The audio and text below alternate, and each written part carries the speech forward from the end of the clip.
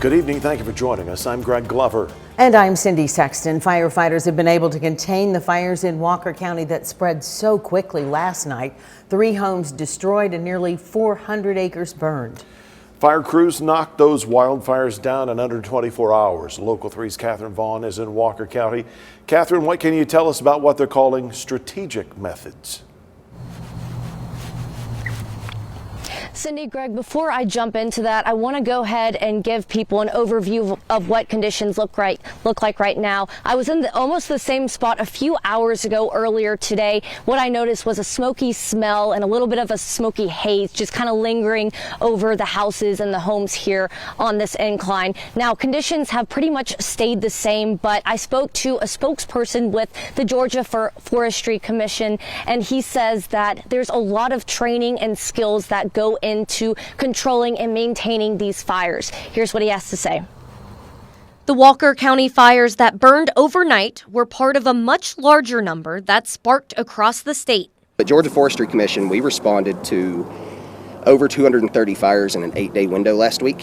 Firefighters have been working around the clock as the fires engulf parts of Georgia, where dry conditions paired with rough terrain can cause major problems. When you get in these situations like this, like a mountainous kind of terrain like this, fire travels faster up a hill. So when you get a fire down a bluff and houses at the top, that's when we start getting a little scared, right?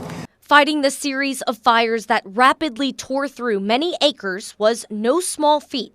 But by using strategic methods, they were able to contain them in less than 24 hours. Seth Hawkins with Georgia's Forestry Division says those not familiar with these procedures might be surprised. We always love to say that good fires can prevent bad fires, right? So we'll actually go ahead of a wildfire and find pockets of lots of fuel and burn that out ahead of time. So that way when the main fire gets there, it doesn't just exasperate and grow more with that fuel. Fuel is one of 3 components a fire needs. There's heat, oxygen, and fuel, right? You take away one of those 3, you don't have a fire. So obviously, it's hard to take away heat. Water is the only thing that can do that. Oxygen can't take oxygen away. So what we can do is take away the fuel, and that's that vegetative debris that can be combustible fuel. Using the forest debris to their advantage gives them more control over the situation, especially if it were to get out of hand. So the big thing for us is establishing those fire breaks, fire lines, making sure we have containment on it, then monitoring that to make sure it doesn't spot over. Once the fire is fully contained, that's when the cleanup process begins. This thing jumped up to 130 acres pretty quick. We do have 100% containment on it now, though. We're in what we call a mop-up phase, which is basically just cleaning up smoldering logs, cutting down standing trees that are half burnt because they could fall and throw a whole bunch of embers.